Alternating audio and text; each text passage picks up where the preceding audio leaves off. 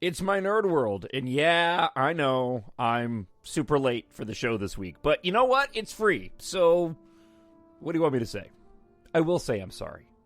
Actually, it's kind of a funny story why it's Tuesday and I'm doing the Star Wars show. I'll explain that in just a moment. But on the show this week, it is Mandalorian Season 2 week, so we'll talk a little bit about that because this week's show is kind of a listener feedback extravaganza. I have several emails and some really good stuff, too. I so appreciate when you guys write in, TalkShowNerd@gmail.com. So we'll talk a little bit about the lead-up to the Mandalorian Season 2 coming up on Friday. My thoughts on last week's exclusive clip. I guess that was on Monday, right? We'll talk a little bit about that, and then we'll get into all the listener feedback. I'm so glad that you were with a Star Wars podcast this week.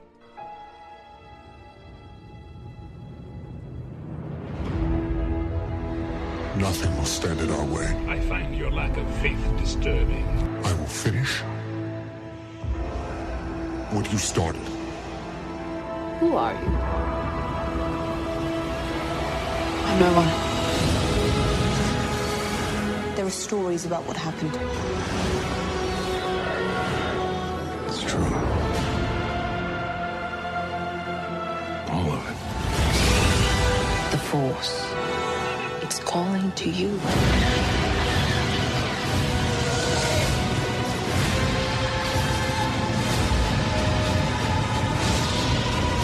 My nerd world. Just let it in. It is a Star Wars podcast, and I am your host, Jon Justice, and my apologies for not having a show earlier in the weekend. It's now Tuesday, and we're just a few days away from the debut on Friday, right around, I guess, 2 a.m. my time of here, Central Time in the United States, Minneapolis, Minnesota.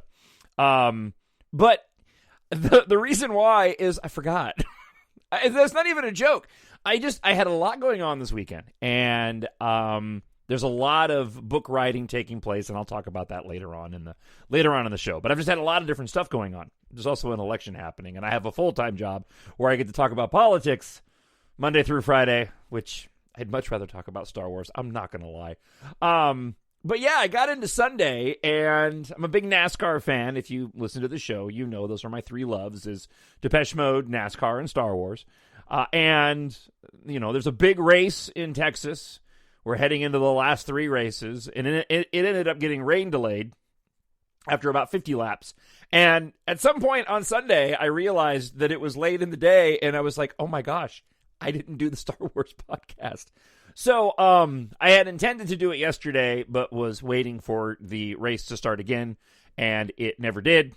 And now it is now Tuesday, and I am still waiting for the race to start because it's been just overcast and misty in Texas. So went out and voted today, so I got that done early and finally decided, you know what? I got to get a show out, especially before The Mandalorian coming out this Friday. It just would not be right to not have a lead-up show to The Mandalorian Season 2. We did get that sneak peek exclusive footage that took place during Monday Night Football, and I honestly don't have a lot to say about it. I was hoping it was going to be a longer trailer.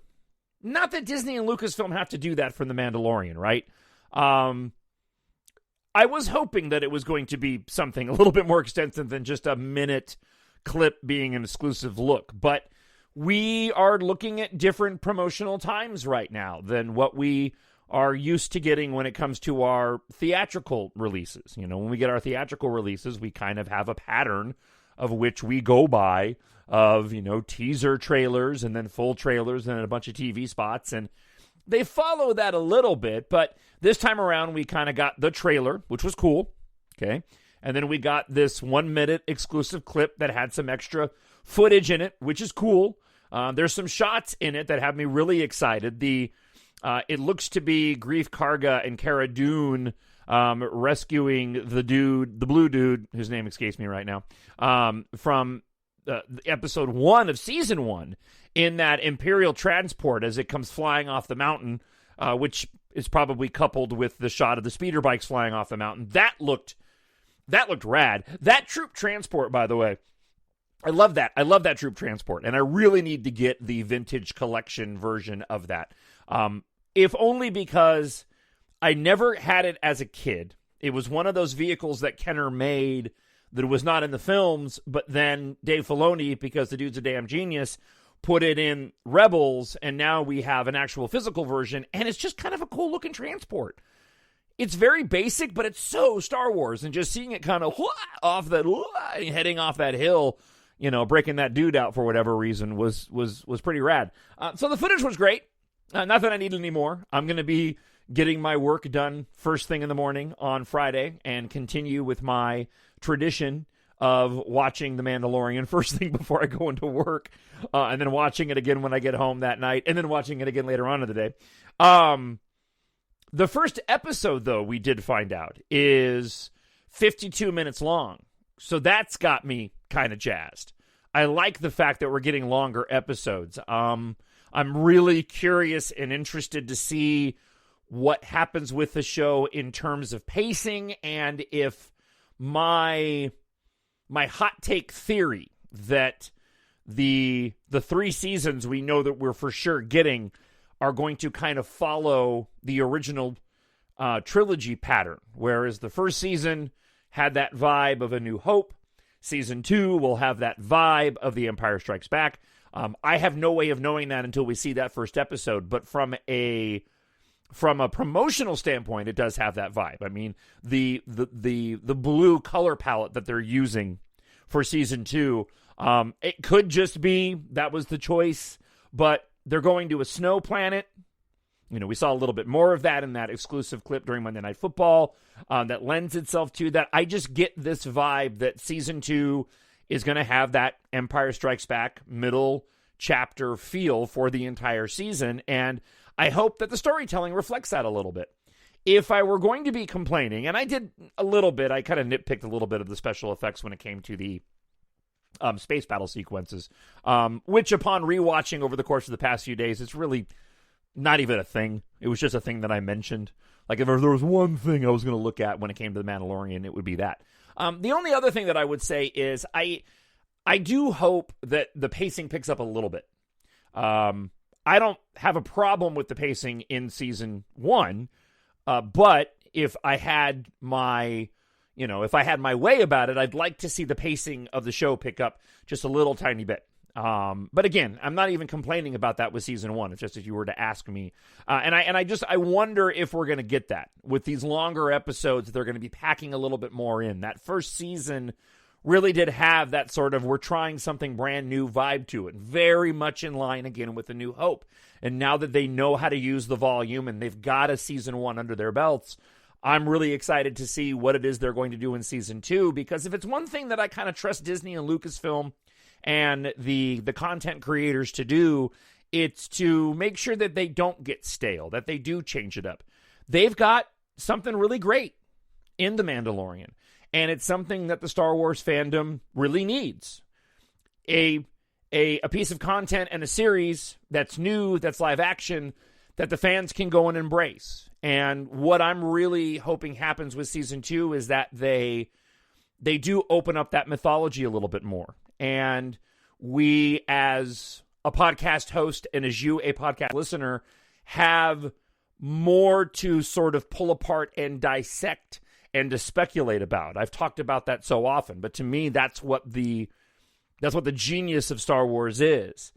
If you follow, again, that pattern of the original trilogy, especially as a person who saw it in the theater when I was 5 years old, you know, you see that first movie and it's like, oh my gosh, this is amazing, this is awesome, what did I just watch? I had no idea what to expect.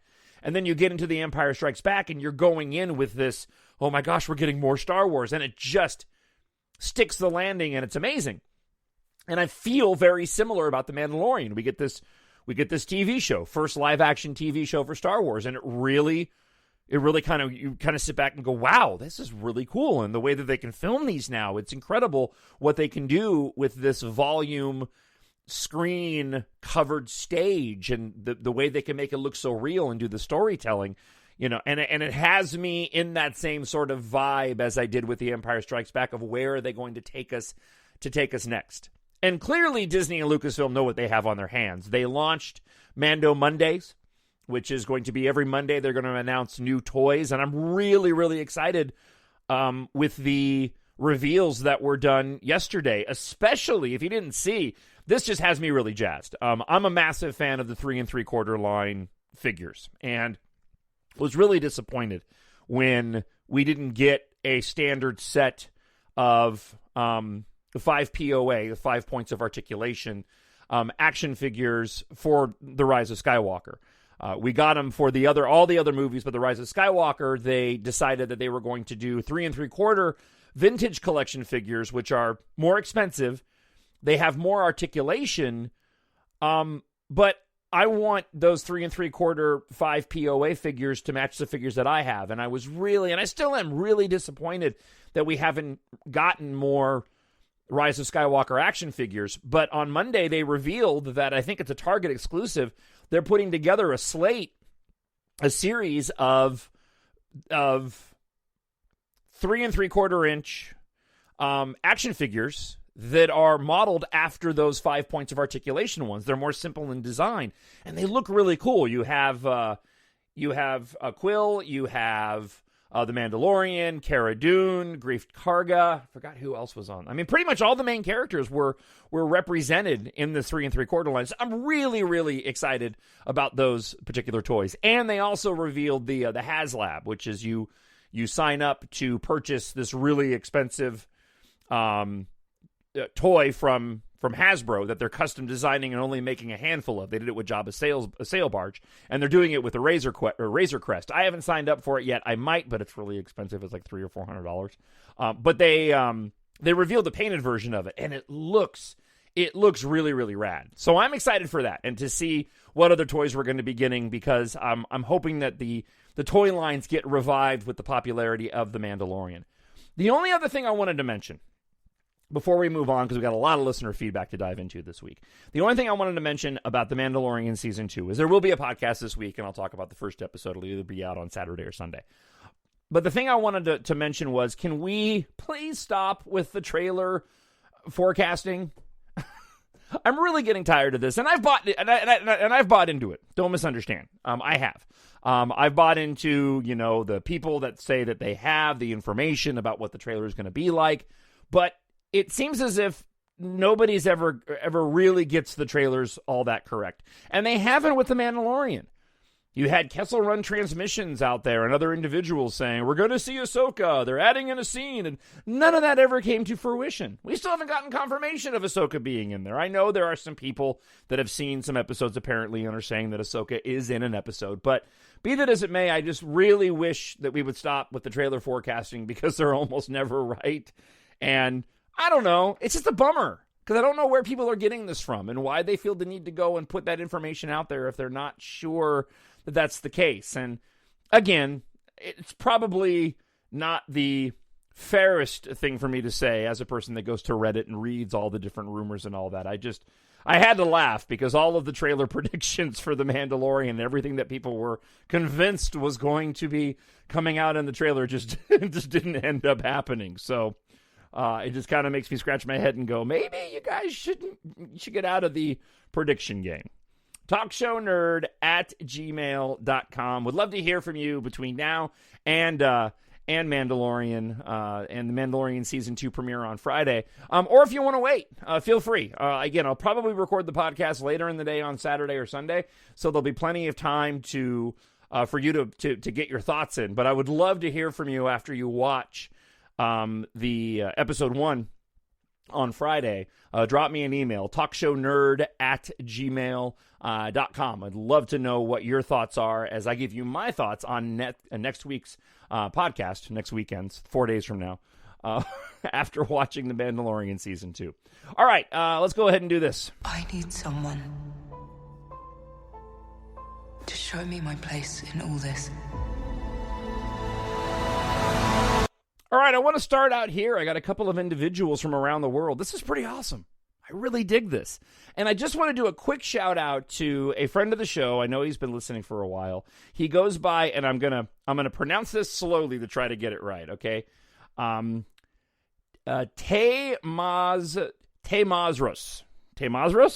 I think it means utter dark. He's from Belgium.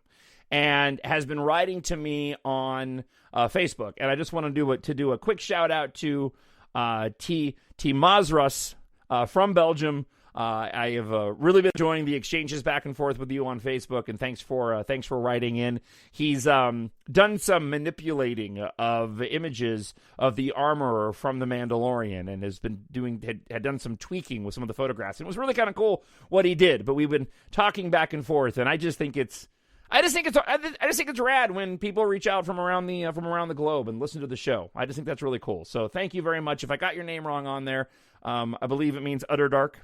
If I got that wrong, I apologize. Feel free to send me a correct pronunciation. Speaking of pronunciation, this next one comes from Israel. And I'm going to try to say his name. I am Elmi Melesh Yisrael. Elmi Melesh Israel. I'm probably saying that wrong, too. I'm trying really hard. But he writes this. Well, they write this. I have to be honest with you. I believe that it's a he, but I'm not 100% sure on that front. So they write, I am 12, and I listen to your podcast with my father, Shlomo. And Shlomo and I go way back. Big fan of the show, friend of mine. I heard him on your Star Wars show, so I wanted to be on it too. I was watching E.T., and I know that E.T. is connected to Star Wars by the E.T. guys in the Senate, and that would be in The Phantom Menace. I have talked about this, but it was on an episode a number of years ago. I saw videos that E.T. could be a Jedi because he moves stuff with the Force and heals people.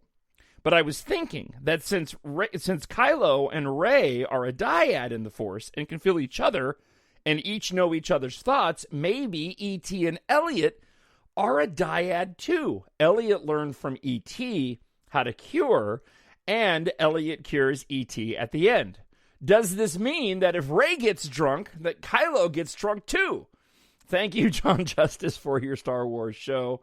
Elmi Melesh Yisrael. All right, so, okay. I have some thoughts on this. So, when it comes to E.T., possibly being in the Star Wars universe, I love the idea, okay? And certainly because we saw the ETs included during this, in the Senate scene, in The Phantom Menace, right? I've made the similar comment. There's also the moment in E.T. the Extraterrestrial where E.T. goes out to trick or treat, and he sees somebody dressed as Yoda, and he says, home, phone. Okay, right? And he tries to reach out to him. Okay. Therein lies the problem with the theory that E.T. is tied to Star Wars. And that's because it doesn't make sense that on Earth, Star Wars would still be a thing if E.T. was tied to it. Not only do you have a person who's trick-or-treating as Yoda, but you also have Elliot showing E.T. his Empire Strikes Back and Star Wars action figures. Okay, so that was a thing that George Lucas included because he thought it would be fun in The Phantom Menace, but E.T. being a part of Star Wars is not necessarily canon. I do really like the theory, though, and you are 100% correct, and I hadn't thought of that E.T. and Elliot are essentially, well, let me go the other way, that Ben Solo and Rey are essentially sharing the same type of connection as E.T. and Elliot did. We didn't see it in terms of them experiencing the same feelings necessarily, but it really was close, and that's a great observation, and thank you so much for the email, and again, I hope that I said your name correctly. I try really hard. My real last name is Logiudice. It's Logiudice. You would think that I know how to pronounce these other names better than I do, but unfortunately I don't. And please say hi to your father, Shlomo, for me. I would very much appreciate it. All right, let's move on. Michaela writes, and I think I said this the last time when Michaela wrote, but I just love that name, Michaela. That's such an awesome name. Michaela writes this in reference to Kevin J. Anderson, who wrote a whole bunch of Star Wars books But I mentioned last week that he was criticizing some of the stuff of the Rise of Skywalker that really kind of rubbed me the wrong way, because as an author, he should have paid attention to the way the storytelling was actually playing out, because it actually was explained in the story. But then he also gave a free pass to The Mandalorian. Michaela writes this. Kevin J. Anderson wrote the very questionable Dune sequel, is the last person who can be a critic to others. So thank you very much for that, Michaela. I really do appreciate it. All right, host of Page Turners They Were Not, which you can see, I believe I have it up on my page at mynerdworld.net on the podcast page. If I haven't, that's my bad. I meant to put it up there if it's not up there already. Anyways, I need to go and do that if it's not there. But you can see all the podcasts and interviews that I've done up at mynerdworld.net on the podcast page. But Brennan writes this. What Star Wars moment makes you laugh the most? There's actually quite a few. And so I did a quick sort of jot down, and stuck with the original trilogy and the sequel trilogy. I hadn't really gone in to think about the prequels when I was writing those. Okay, let me think off the top of my head. What moments in the prequels make me laugh? There's some subtle moments of Qui-Gon Jinn in The Phantom Menace that do make me chuckle. When he gets annoyed at Watto when they're outside talking and doing their bargaining, and he gets annoyed and he makes a face at him. That kind of makes me laugh. These are the ones that I wrote down, though. Han Solo, a couple of lines from Han Solo in A New Hope, but specifically when when they're going to break Princess Leia out, and the commentary that he has with the Imperial officer on the other line on the Death Star that ends up with him blasting the communicator and saying boring conversation anyway. That always cracks me up. In The Empire Strikes Back, when they first meet Yoda on Dagobah, and Yoda's acting like a buffoon, and especially when he's mine, he's beating against R2, that cracks me up. Rey, when she steals the Falcon from The Force Awakens, and she almost wrecks it when she's taken off, and she does that, whoa, that cracks me up. Rose getting frustrated at Finn on Canto Bight when he's like, this place is great, and she's like, oh, okay, that makes me laugh. And I really have come full circle on the Canto Bight sequence. That was the moment when I went to go see The Last Jedi when I would go to the bathroom the most. It wasn't that I didn't like it. It was just the moment that I choose to go to the bathroom. But having watched The Last Jedi as many times as I have, I really enjoy that adventure. And you know what? I can kind of point to The Mandalorian for that. The Mandalorian, right, and as I mentioned at the top of the show, the way that show is filmed and the pacing of it is a little bit slower, and it takes its time. And it lent a new appreciation to the entire Canto Bight sequence, and I really do enjoy it now. I always loved the father you're chasing. I always thought that was great. But that whole sequence is, I think it's less than 9 minutes, right, in total. It's fun, man. I know it's different, and I know when I first found out about the idea of them going to a casino planet before the movie came out and some of the leaked material, I was kind of scratching my head going, what? I don't really know if I want to see that, but you know, on a long enough timeline, I really, really do enjoy that sequence. And that moment when she's like, oh, okay, really cracks me up.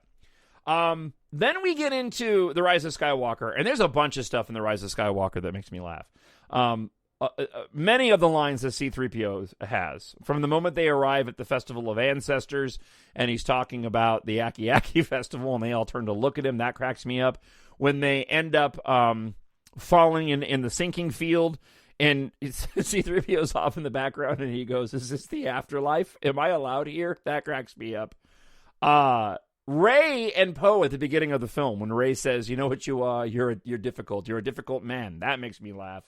And the line when they're in those catacombs, when Poe gets frustrated, when Finn is asked by Rey to tell her what he was going to tell her as they were sinking into the sinking field, and he's like, you know, we're all going to die in burrows and we're keeping secrets. That totally cracked me up. So, yeah. So those are just a few of the moments that make me laugh the most. Brendan, thank you as always for the email. All right. Brian Martin asked this. I'm sorry if I already asked you this, but but is it silly to assume that the sequel trilogy negated the events of the original trilogy? Was everything the original trilogy heroes accomplished in 4, 5, and 6 all for nothing? I think you have asked me this before, and I don't believe so.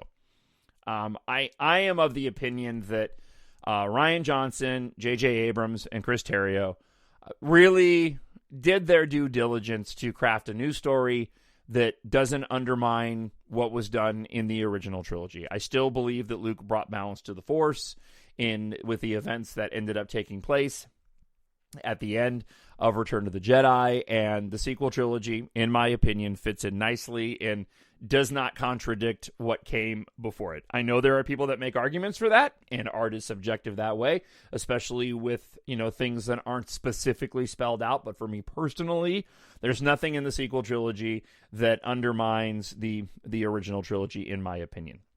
All right, Chris Olivo writes this. Thank you, Brian, by the way, for the email. I always thought a great twist would have been that Luke was dead all along in the sequel trilogy, like The Sixth Sense. The reason he was hiding on Ahch-To was he died years earlier from some disease, but he knew if the First Order found out about his death, they wouldn't obsess about him in 7. So he put out this legend story by Han and Leia that he disappeared, and there was a map to find him. This would give him time to do 2 things: wait for the next chosen one, who eventually turns out to be Rey, and learn the power of the Force to protect herself like he did on Crate.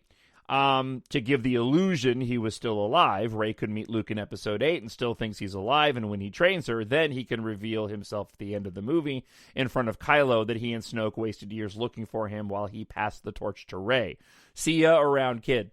Yeah, that would be it. That would be a very interesting move. I could see that. I could see that taking place. One thing that popped up, Chris, in while reading your email was the fact that I really do think moving forward, and I heard another podcast talking about this, and gosh darn it, I can't remember who it was. It might have been Around the Galaxy. They were talking about the Machete Order. Anyway, somebody had made a comment about Daisy Ridley and how they were of the opinion that her career was going to take a turn much in the same way that Mark Hamill's did, where he wasn't really able to get any other roles and ended up finding a further career doing voiceover work and things like that. And then eventually came back around to Star Wars again. I see something very similar. And actually, I see something very similar when it comes to John Boyega, too. John Boyega this week came out and made a comment about how his friends from the film were backing up his controversial comments that he made about a month or so ago and whatever. I said my piece on that back then. If you want to listen to those shows, go back and listen to those shows to find out. Not surprised to see that fellow cast members would have his back. That makes all the sense in the world. But John Boyega also said that he would be open to seeing Finn continue his arc from the films, especially leading for sort of a First Order rebellion in recruiting more troops out of the First Order. And of course, we know the First Order's done, but he said that he would be open to seeing that be done via live action or Disney Plus, which is a change in tune for him from before, saying how he didn't want to be Disney Plus. I say all that because I see that John Boyega and Daisy Ridley are, in my opinion, probably going to have a hard time finding work beyond the Star Wars films. That just, there's something about certain actors and actresses when they get into these franchises where they kind of get pigeonholed and stuck, and it's hard for them to get out of. Obviously, in the case of Oscar Isaac, that's not the case. He's been able to continue to be a successful actor, but I just think Daisy Ridley is going to have a hard time shaking Rey. And as the podcast that I was listening to said, and I agree, when it comes to the future of the franchise, there's a lot of money in Rey, man. And Rey's one of my favorite characters, if not my favorite character from the sequel trilogy. And her role specifically in The Rise of Skywalker is one of my favorite of all the films. I just love her character in that film. And it would be stupid for them to leave money on the table by not revisiting Rey in future projects. So I expect that will happen. And my point back to Chris that I wanted to make was, I think this recurrence of the rise in the dark side bringing about an individual to counter it, that balance, that's how, for decades to come, I think the stories are going to evolve if they move forward in the timeline off of the Rise of Skywalker. I think that an episode 10 would be in the future, a dark side begins to rise in some way, shape, or form, and there needs to be, as Snoke said in The Last Jedi, the light to meet it. They've developed now this story mechanism that I think they can absolutely take advantage of that I would love to see. That's what I would do if I was writing Star Wars stories. But I write my own EMBARK stories. So there you go. All right. Brett writes this. Do yourself a favor and pick up a 4K TV with an HDR10 or Dolby Vision. If you can afford a Dolby Atmos system, get that as well. I promise you won't be disappointed. You will experience the saga like never before. Keep up the fantastic content. Yeah, man. My 4K TV is on the horizon. It's going to be largely contingent on sort of radio bonuses and selling more EMBARK novels, and then I'll reward myself. But I definitely do want to upgrade to a 4K TV. I've got a really good TV now. I got a 60-inch Sony. I have a really nice Pioneer surround sound system. Unfortunately, it's got the Dolby with it. Unfortunately, it tends to not like the Atmos system and crashes the audio, unfortunately. I think I've said unfortunately 3 or 4 times now. I apologize. But yeah, there'll be a full upgrade some point in the not so distant future. Probably would be nearer if it wasn't for the fact that my wife wouldn't let me do it. Let's move on, shall we? Kevin writes this. Kevin Vasago. I've talked to many people who aren't major Star Wars fans, and they've all said that they don't understand why people hate the sequel trilogy so much. It's not that bad, etc. Because it's just the hardcore fans who bring out the toxicity to this community, unfortunately. It's the people entitled enough to think about the movie that should have gone a certain way they wanted it to go, instead of just appreciating it for what it is. Freaking movie. Kevin, you're right, man. I'm not going to disagree. I've got so many casual fans that I know that feel the same way. It really is just the hardcores. And a lot of that is brought about, as I've mentioned. A lot of that has been brought about because of the fact that people can make money off it. And that sucks. So, hey, what are you going to do? All right. I'm going to move on to more emails. And we're going to hear from friend of the show, Miranda, who writes this. Looking forward to that new Mandalorian Season 2 trailer. Best belated gift ever. I hope you liked it. I would have liked something more, as I mentioned, but it was okay. I'm especially looking forward to watching this new season with my twin sister. Even my mother is looking forward to it, and she's not a Star Wars fan. And I absolutely love my 2 children, 2 plush baby Yodas. They've brought a smile to her face, my mom's, while she's been recovering from her knee surgery. Even though we're not getting a movie this year or won't be having too many movies for the rest of this year in theaters, I'm just happy to look forward to something from this dreadful year. Amen to that. And that's that, and it's the only thing as a fandom that we can all enjoy together and not fight all the time.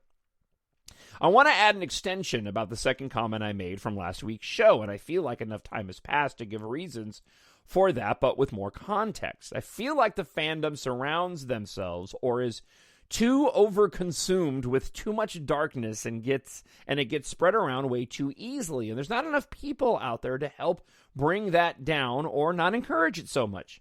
Even talking about the toxicity in the fandom doesn't make it go away. And all this time, rather these past months that have come and gone, I've learned that I'm still learning right now that the best way to deal with all of this is not to contribute or add on. In terms of talking about negative discourse and the agreements and disagreements around, don't fan the flames and just be a better person and realize that everyone is their own person and you just have to let them have whatever their opinions are or decide to have going forward. Me personally, I think I'm learning more and more to help bring my own sense of inner balance as a fan during the post-sequel trilogy world. It's teaching me a lot. I'm definitely learning to be more hopeful, which is very important, and it's something I never want to lose.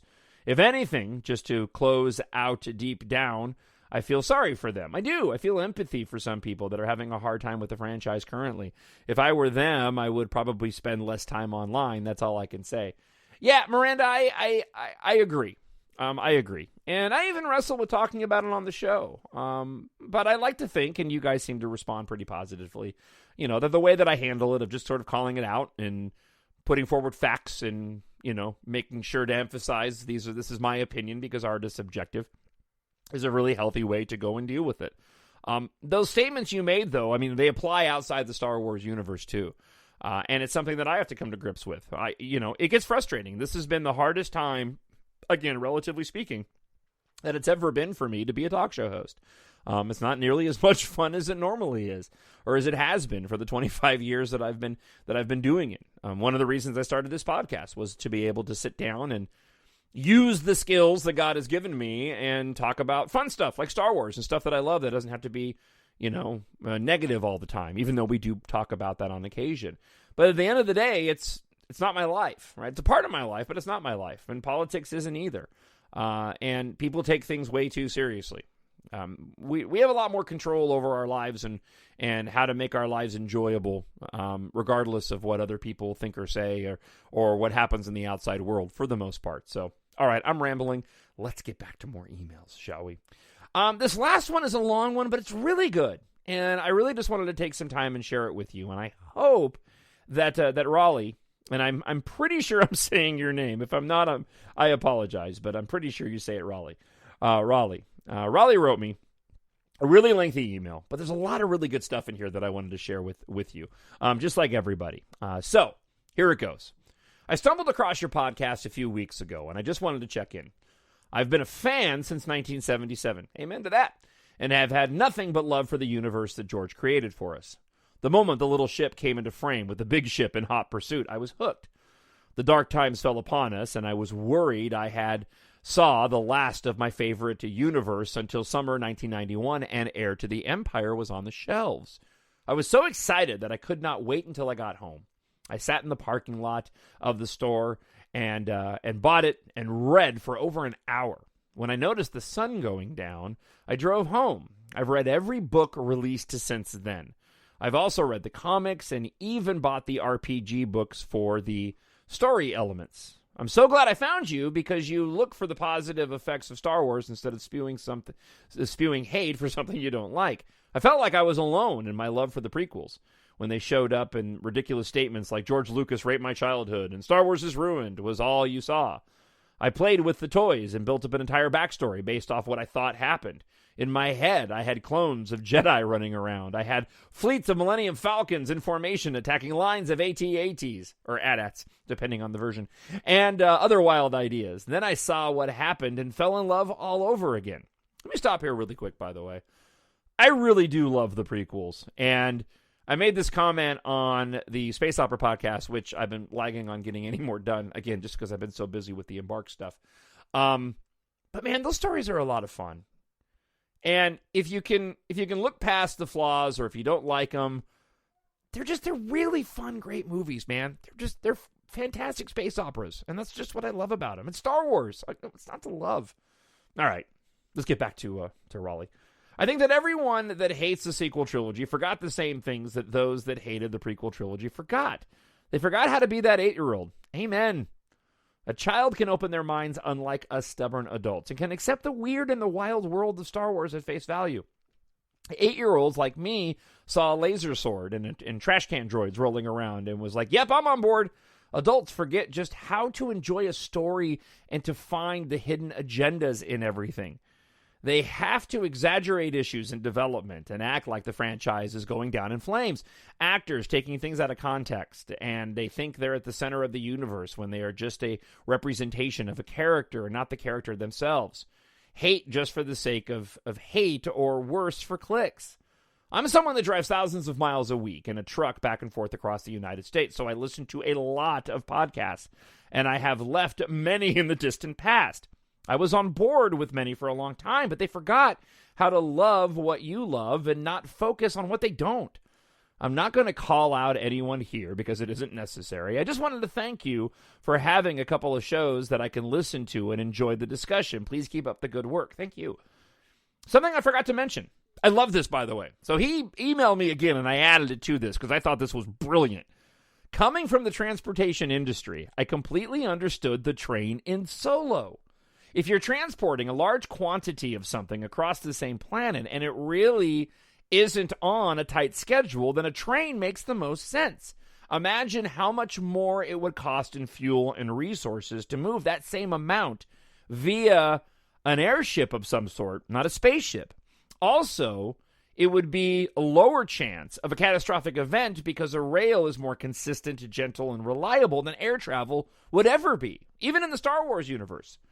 We have had planes and trucks for decades on Earth, and trains still move about $15 billion worth of freight in a month. Side note, he says, read online if you choose, I am a collector of Star Wars digital items, including many fan fiction stories, which I also enjoy. I've been doing this for decades also. I stumbled across some interesting tidbits of information along the way, and I have a trivia question for you. Don't worry, I didn't know this until earlier this year, so don't feel bad if you don't know. What is the first occurrence of A New Hope in relation to the original Star Wars?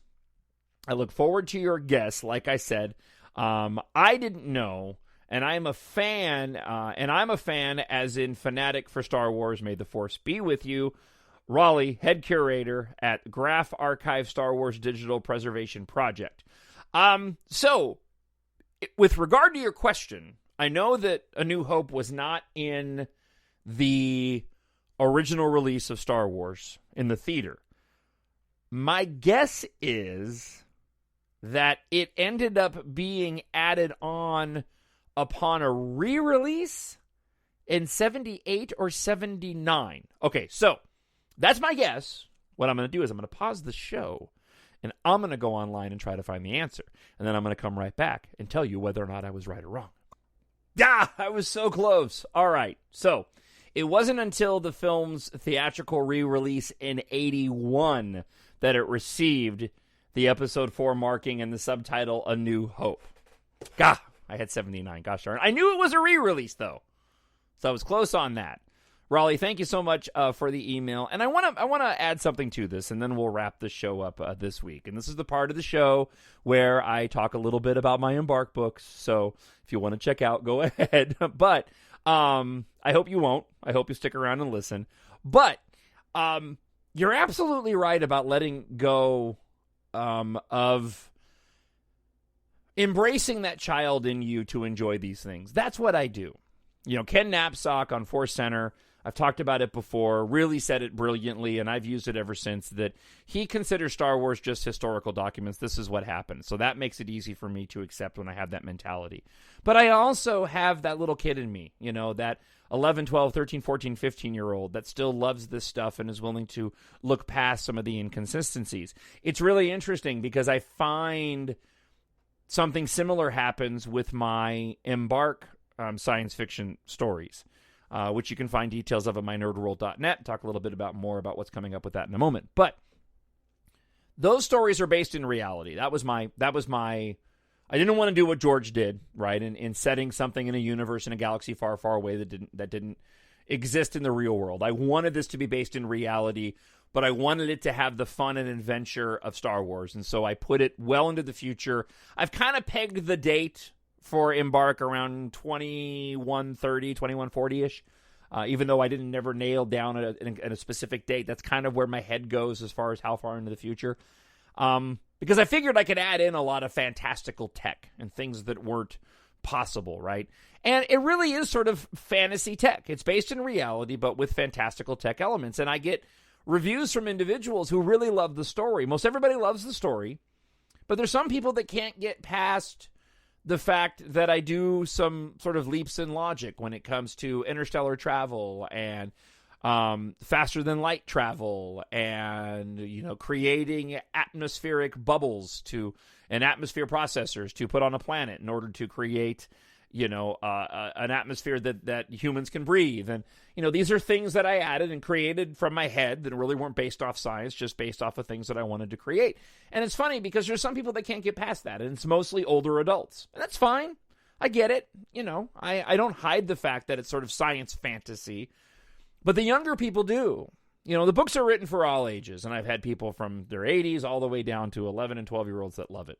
I think it really just depends on what you like in your storytelling. And if you can handle something in the future that is based in reality, but, you know, has fantasy science in it, then these books are for you. And Raleigh, since you drive cross country, if you haven't already, man, go pick up the audiobooks for EMBARK with the trilogy.